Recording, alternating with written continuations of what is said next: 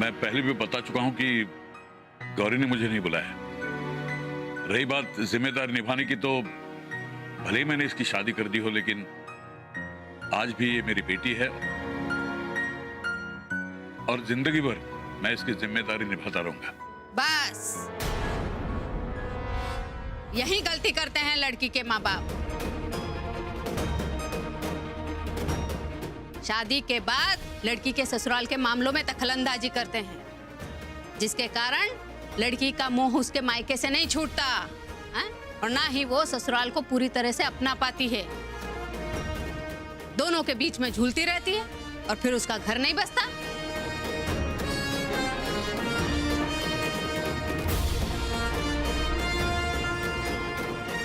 नहीं, ऐसा नहीं माता जी। देखिए, एक पौधा एक जगह से निकाल के दूसरी जगह लगाना हो तो जड़ें पकड़ने में थोड़ा समय लगता है।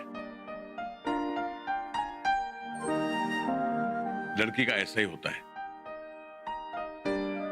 उसे अपने ससुराल में रिश्तों की जड़ें जमाने में समय लगता है, तभी वो रिश्ते मजबूत होते हैं और वो वहां खुश रहती है।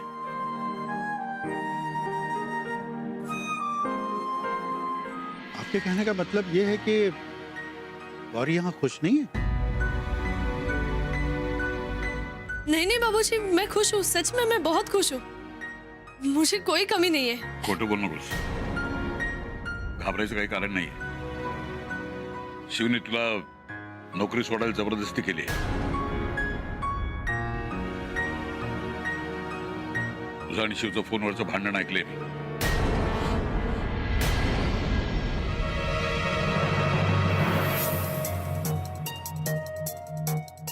बाबा, आपने हमारा झगड़ा सुना?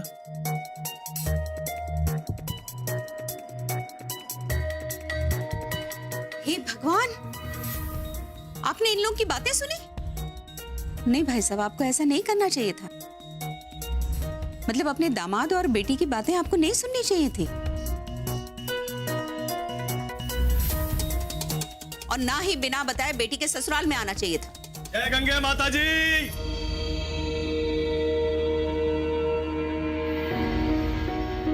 प्रणाम माता जी। खुश रहिए। जीजा जी, अब ये बिना बताए अचानक कैसे आ गए? नमस्कार। आहा, सावंत साहब कहाँ कहीं आ गए हैं? भाई हमको भरोसा था कि आप आदमी समझदार हैं, अवश्य आएंगे। जब आप आ गए हैं तो अपनी लाडली बिटिया को समझाइए जरा। कहाँ कहीं साले साहब, हमने इनको फोन किया था।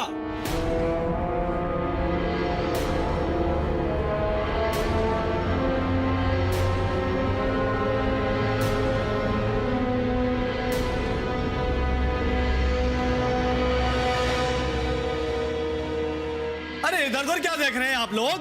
अरे भाई, मजबूरन हमको फोन करना पड़ा।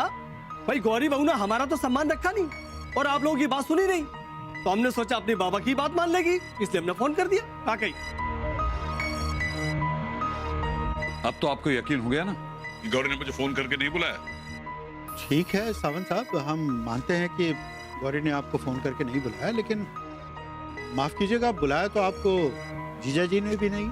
16 आने सही कहा साले साहब। बैठ जाइए सावंत साहब, बैठिए। तो फिर आप अचानक ऐसे? लेकिन जिस तरह से इन्होंने मुझसे कहा, मुझे चिंता हो गई। हाँ, तो आपको हमें फोन करना चाहिए था ना, हमसे सलाह मशवरा करना चाहिए था, फिर हम दोनों मिलकर कोई समाधान निकाल लेते। भाई हमारा भी मकसद यही था साले साहब। हमने ये थोड़ी कहा था कि गौरी बहू को समझाने के लिए दंदनाते बनारस चले आओ। कहा कहीं अब मैं आ गया हूं तो आप बताएंगे क्या शिकायत गौरी के बारे में? सावंत साहब, अपनी बात शुरू करने से पहले मैं एक बात साफ कह देना चाहता हूं। जी कहिए। मुझे किसी तरह का दुराब छुपाव अच्छा नहीं लगता है। कहा कहीं और आपकी बिटिया यही कर रही है। हमारे पूरे खानदान में आज तक किसी औरत ने नौकरी नहीं की, ना ही करेंगी। और यही बात भाभी श्री और माता जी ने गौरी बहू को अच्छी तरह से समझा दी थी। इसके बावजूद भी इसने झूठ बोला। यहां से बोलकर गई कि मैं इस्तीफा देने जा रही हूं और वहां जाके नौकरी ज्वाइन कर ली।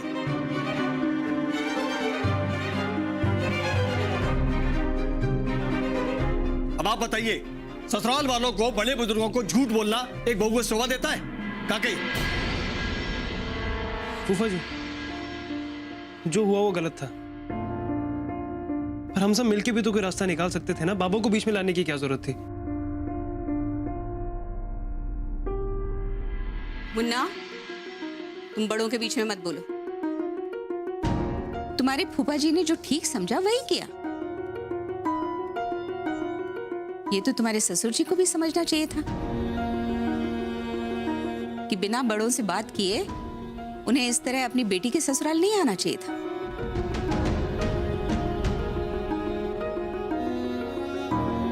माफ कीजिएगा भाई साहब, हमारी बेटी उर्मिला भी इसी शहर में ब्याही है, लेकिन हम उसके यहाँ बिना फोन किए नहीं आते जाते, क्योंकि यही यहाँ का कायदा है। यहाँ ऐसा ही होता है भाई साहब। लेकिन बस इतनी सी बात ना आपकी बेटी समझने को तैयार है, ना आप समझने को तैयार है।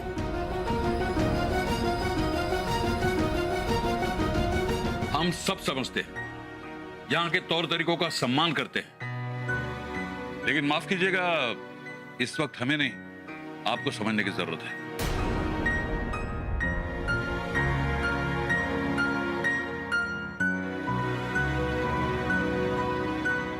मैं फोन किए बिना यहां आ गया, इसलिए मैं माफी चाहता हूं, लेकिन आप सब भी समझने की कोशिश कीजिए। अब जमाना बदल चुका है। हमने लड़कियों को समान अधिकार दिए हैं और देने भी चाहिए।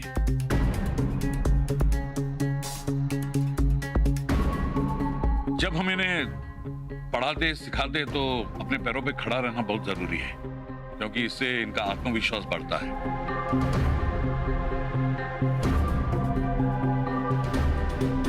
आप सब लोग जानते हैं कि जब जब हमारे घर पर मुसीबत आई तो गौरी की आजी और आई ने बड़े आत्मविश्वास के साथ मुझे सपोर्ट किया था। लेकिन सावंत साहब, यहाँ का दस्तूर है कि मर्द के होते हुए औरत से सहारा नहीं लिया जाता। इसे मर्द की कमजोरी समझा जाता है।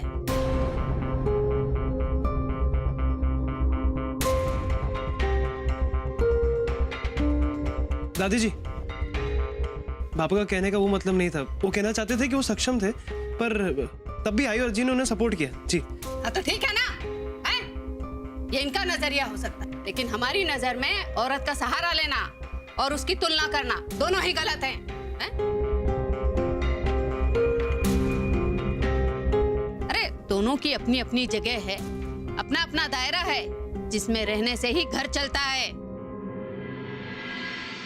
आपकी बात का सम्मान करता हूं मैं माता जी, लेकिन लड़की को लड़कों से कम समझना और कमजोर होकर उसे बांध के रखना गलत बात है।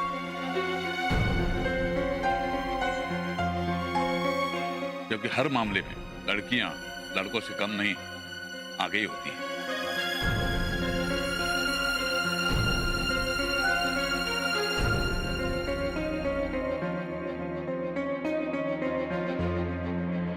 आप कहना क्या चाहते हैं सावंत साहब कि आपकी गौरी हमारे मुन्ना से आगे?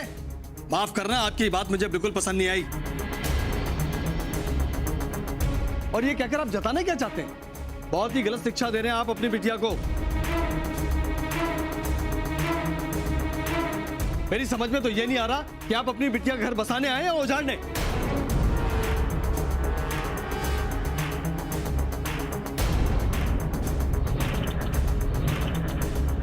नहीं फूफा जी, बाबा के कहने का वो मतलब नहीं था। तुम चुप रहो मुन्ना, बार बार बीच में बोल पड़ते हो। हम तुम्हारे फूफा हैं, तुम्हारा अच्छा बुरा अच्छी तरह से जानते हैं।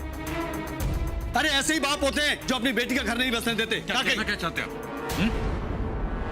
मैं अपनी बेटी का घर बसने नहीं दूंगा। बाप हूं मैं उसका, दुश्मन नहीं। बाबा ये बात तो... आप बहुत गलत बात कर रहे हैं भाई साहब। माफ कीजिएगा सावंत साहब, इस बार गलती आपकी है। इनकी बात सुनकर आप सीधे यहाँ चले आए, हमसे बात तक नहीं की आपने। आपको हम पर विश्वास नहीं है? विश्वास है, लेकिन एक बाप का दिल नहीं माना, इसलिए मैं चला आया।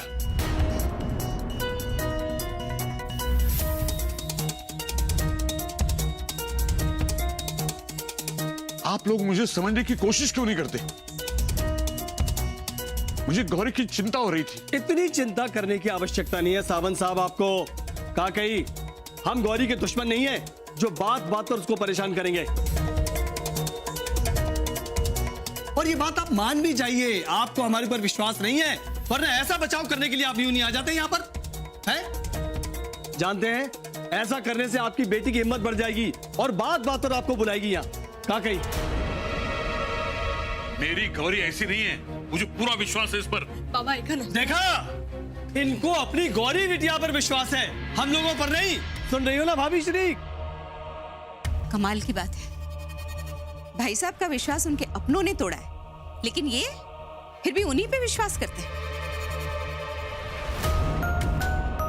जी भाई साहब, आपका विश्वास आपके घर में टूटा है। पहले आपकी बेटी ने, उसके बाद आपकी बहू ने आपके साथ विश्वासघात किया है।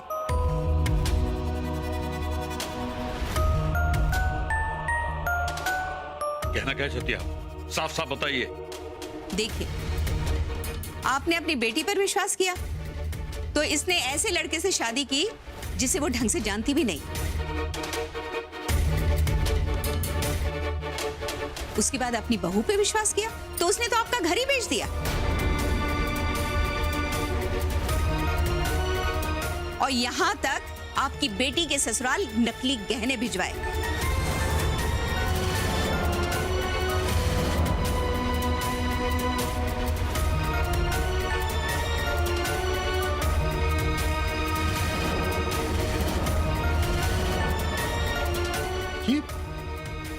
ये आप क्या कह रही हैं? हम वही कह रहे हैं जो सच है। अम्मा, अम्मा प्लीज। चुप रहो मुन्ना।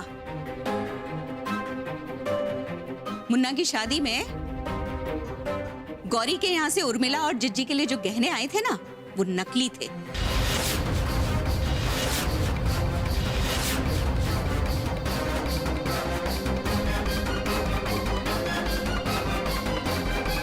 वो तो वक्त रहते हमने बदलवा दिया और बात को संभाल लिया, वरना आज उर्मिला और जिज्जी दोनों यहाँ मायके में बैठे होते।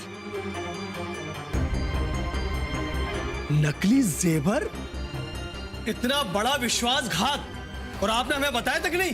कहा कही भाविश्री, वाह। जवाब दो जौनपुर वाली, इतनी बड़ी बात हमसे काहे छिपाई? माताजी, अगर आपको हम बता देते ना तो आपको अपने फैसले पर दुख होता। एकदम सही किया भाभीश्री। का कही, माताजी आपको वाकई में पछताना पड़ता कि आपने अपने पोते की शादी एक ऐसे परिवार में कराई है जहां बेटियों की कमाई खाई जाती है और जहां की बहू चोर और धोखेबाज है।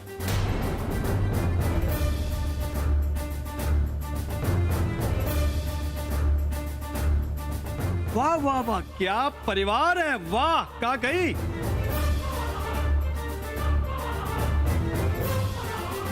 और एक बात और बता दूं आप लोगों को, ये जो सावंत साहब गौरी की वकालत करने यहां पर जो आए हैं ना, मुझे तो दाल में काला लग रहा है।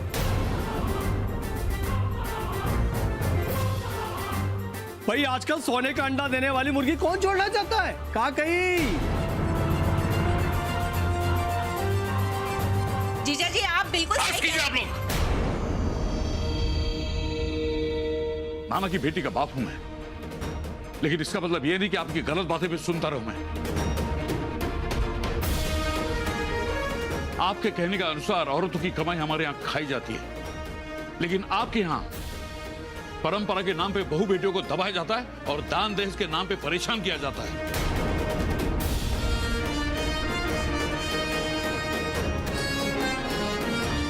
लेकिन गलती मेरी है, ये फर्क मैं जानता था, फिर भी आप लोगों को संबंध जोड़ा। लेकिन दुख इस बात का है कि आपकी सोच इतनी पिछड़ी है और आपके मन में इतना जहर भरा हुआ है। बस कीजिए भाई साहब, रहने दीजिए, हमारा मुंह मत खुलवाइए। सब जानते हैं आपकी बेटी की 2 बार शादी टूट चुकी थी।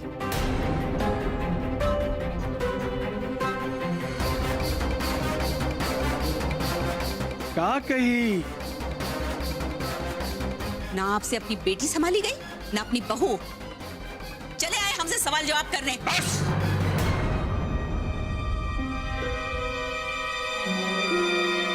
अब मुझसे बर्दाश्त नहीं होता। चल गौरी। बाबा ऐका ना तुम्ही, माझं ऐकून तरी घ्या। मला 3-4 दिवस इतक्या काळात नाही सुधारले, आता काय सुधारणार ते? तुम्ही ऐकून तर घ्या ना। बस, अब तू अनपढ़ औरतों वाली जिंदगी नहीं जिएगी, समझी?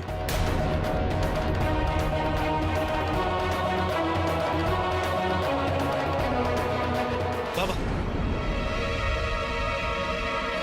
तुमने मुझसे गौरी का हाथ मांगा था। तुमने ये भी कहा था कि हर हाल में उसका साथ दोगे। मैंने भरोसा भी किया, जबकि शादी के समय तुमने भरोसा तोड़ दिया, ये कह के कि शादी के बाद तुम बनारस में रहोगे।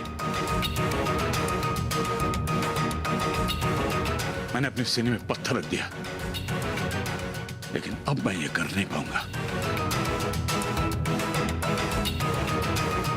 मैं तुमसे आखिरी बार पूछ रहा हूं, क्या तुम गौरी का साथ दोगे?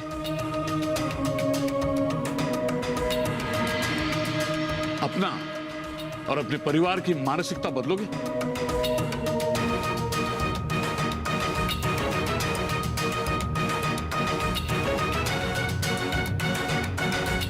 बोलो, बदलोगे? तब मैं गौरी को यही छोड़ जाऊंगा। बोलो, बोलो। बाबा, वो देखा, हमारे सामने हमारे मुन्ना को बरगलाया जा रहा है, हमारी सोच पर सवाल उठाया जा रहा है, और आप लोग चुपचाप सुन रहे हैं। माता जी, शील, जवाब दो।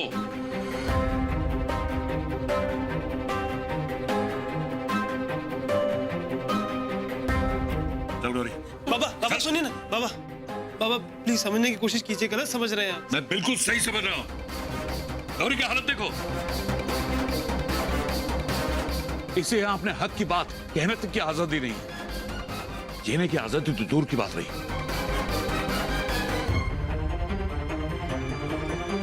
क्या इसीलिए तुमने मेरी बेटी का हाथ मांगा था? लेकिन तुमसे कहने से क्या फायदा, जबकि मैं पहले से जानता था कि हमारी सोच और यहां की सोच, इसमें जमीन आसमान का फर्क है। फिर भी मैंने तुम पर भरोसा किया, लेकिन वो भरोसा भी तुमने तोड़ दिया।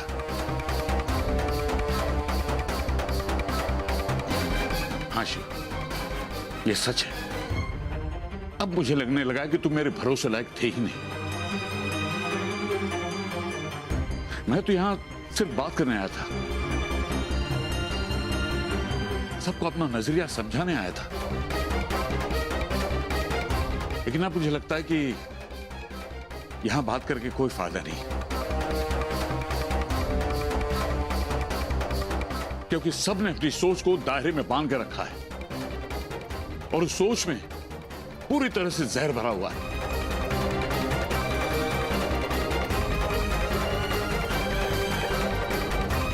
और ऐसे जहरीले माहौल में मैं अपनी बेटी को रहने नहीं दूंगा।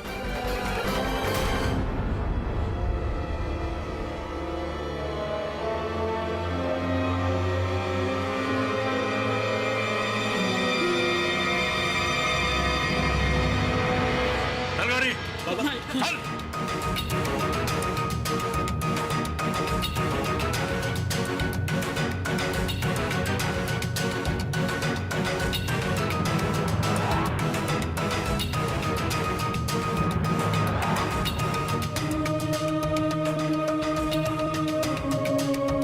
मुन्ना जाती है तो जाने दो।